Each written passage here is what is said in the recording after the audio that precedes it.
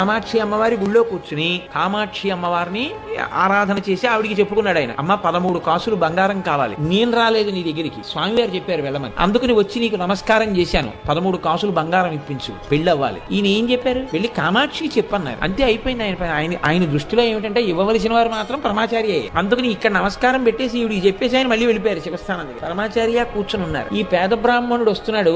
ఈలోగా ఒక పెద్ద ధనవంతుడు అక్కడ ఉత్తర భారతదేశం నుంచి స్వామివారు ఇక్కడ ఉన్నారని తెలిసి ప్రత్యేకం కంచి దర్శనానికి వచ్చాడు. వచ్చి స్వామివారి దర్శనం చేసుకుని లేచి వెళ్ళిపోతూ ఓ పొట్లం ఒకటే అక్కడ పళ్ళెంలో పెట్టాడు. ఏమిటదని అడిగారు స్వామి. నా దగ్గర ఏదో కొద్దిగా బంగారం ఉంటే తెచ్చానండి అన్నారు. నేను సన్యాసిని, నాకెందుకు బంగారం పట్టుకుపోన్నాను అంటే, అబ్బాయి అలా అనకండి, మీ ఇష్టం, మీరు ఎలా కావాలంటే అలా వాడండి దాన్ని అన్నారు. అలా అయితే అలా అంటావా అన్నారు. అవును అన్నాడు. సరే అలాగే వాడతాలే, వెళ్ళి శుభం భూయా, వెళ్ళిరా. అతను వెళ్ళిపోయాడు. ఈ పేద బ్రాహ్మణుడు వచ్చాడు. మీరు చెప్పమన్నారు, చెప్పేశాను కామాక్షికి, ఎప్పుడు వస్తాయి 13 కాసులు అంటే ఆయన నవ్వి అన్నారు, ఆ పళ్ళెంలో ఏముందో మూట విప్పి చూడన్నారు. విప్పి చూసి